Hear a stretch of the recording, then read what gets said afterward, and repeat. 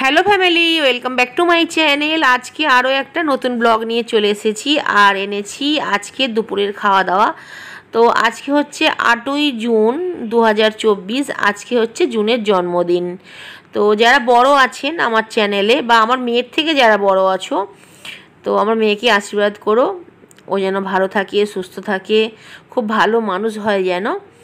তো বার্থডে সেইভাবে আজকে পালন করা হচ্ছে না, যেটা নিয়ম আর কি, পায়েস টায়েস অন্যদিন করে দেব।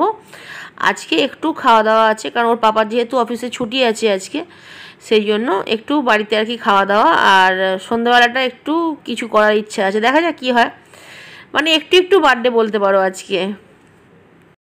শুভমের খুব খিদে পেয়েছে, তো ওর খাবারটা আগে বেড়ে দিলাম। ওর পাপা বাথরুমে আছে, ওর পাপা স্নান করে বেরোলে আবার জুন স্নান করতে ঢুকবে, তো পরপর লাইন দিয়ে আর কি চলছে। আর শুভমের খুব খিদে পেয়েছে, ওর টিফিন আজকে করেনি, তো ওই জন্য ওকে আগে দিয়ে দিলাম। আর শুভম ভিডিওতে একদমই আসতে চায় না, খুব বিরক্ত হয়, খুব বিরক্ত।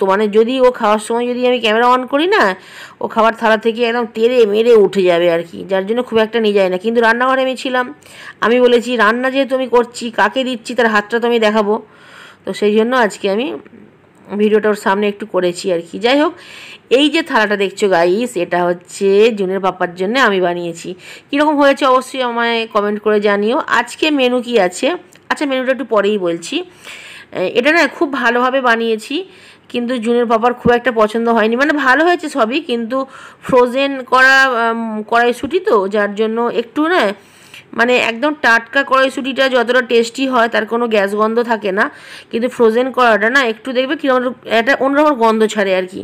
তো সেই গন্ধটাই গ্রেভিতে চলে এসেছে, তো যার জন্য ওর পাপার খুব একটা আজকে পছন্দ হয়নি। আর একটা কী হয়েছে জানো তো গাইস, আজকে না আমার নিজেকে খুব অপরাধী লাগছিল জানো তো। যখন আমি জুনের পাপার জন্য ওই যে বানিয়েছি খাবার থালায় না, তো শুভমও আমার দিকে কটকট করে দেখছে, জুনও আমার দিকে কটকট করে দেখছে, তখন আমার নিজেকে খুব অপরাধী মনে হচ্ছিল আমি কিছু ভুল করে ফেললাম। কাউকে ভালোবেসে তো দেওয়া যেতে পারে বলো, এতে কি ভুলে যাচ্ছে, কিন্তু না, ওদের একটু বেশি হিংসুটে আর কি ওরা। তো যাই হোক, আর যাকে দিয়েছি তার কোনো কিছু নেই যে না খুব ভালো হয়েছে থালাটা সাজানো, বা কোনো কিছু ভালো খারাপ কিছু বলে, কোনো ফিলিংস কিচ্ছু নেই ভাই।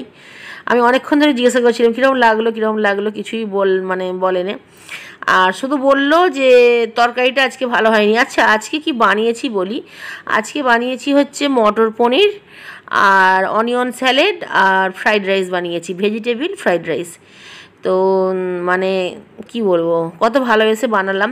জুনের বার্থডে যেহেতু, ওর যেদিনে আমরা জুনের বার্থডে বানাবো সেদিনে তোর পাপা থাকবে না, অফিসে থাকবে, তো সেই জন্য ওর পাপাকে আজকে একটু ভালো কিছু বানিয়ে দেওয়ার ইচ্ছা ছিল। কিন্তু হলে কি হবে, ওর পাপা বলছে পনিরটা ভালো নয়। না গো, আমুলের পনির, কেন আমুলের পনির খারাপ হবে, খুব ফ্রেশ পনির হয় আমুলের। জুনের খুব ভালো লেগেছে মটর পনিরটা, শুভমেরও খুব ভালো লেগেছে জানো তো। ভালো লাগেনি শুধুমাত্র ওর পাপার। যেদিনে ভালো রান্না হয় সেদিনে একবারও বলেনি, শুধু ঘাড় নেড়ে যায়। একবারও তো বলা দরকার, বলো যে আজকে রান্নাটা খুব ভালো হয়েছে। আর আজকে কি একটা হয়েছে না হয়েছে সবই ঠিক আছে গো, কালার টালার সবই ঠিক আছে। কি বলবো, কিছু বলার নেই, মন খুব খারাপ হয়ে গেছিলো আমার। আমি বেশিক্ষণ আজকে ভিডিও করিনি, খাওয়ার ভিডিও, উঠে চলে এসেছিলাম। কারণ দেখো গাইস, আমি খুব ভালোবেসে রান্না করি, আর যাকে খাওয়াবো সে যদি ভালোবেসে না খায় আর খুঁত বের করে খাবারের, তাকে আমার খাওয়াতে ইচ্ছে করে না, এটা একদম সত্যি কথা। আর এই মটর পনিরই যখন রেস্টুরেন্ট থেকে 250 টাকা বিল পেমেন্ট করে যখন নিয়ে আসা হয় বা অর্ডার দেওয়া হয়, তখন দেখবে ছোটো ছোটো তো 6 পিস পনির দেয়, সেটা কিন্তু অমৃত লাগে। কিন্তু বাড়িতে বেশি পরিমাণে পাচ্ছি, এতটা ফ্রেশ পাচ্ছি, ভালো তেল মশলায় বানানো পাচ্ছি, মন ভরে খাওয়া হচ্ছে, এটা সবাই শ্যুট করে না। যাই হোক, এটা হচ্ছে সন্ধ্যার সময়, 8ই জুন 2024। তো আজকে কেক কাটা হচ্ছে, ওপরে লেখা আছে ময়না, নিচে লেখা আছে জুন। আমার বর প্রচুর চালাক, একটা কেকে দুজনের বার্থডে বানানো হচ্ছে এখানে। যাই পারে হোক, আমি তাতেও খুব খুশি, কারণ আমার বর খুব ভালোবেসে করছে গো।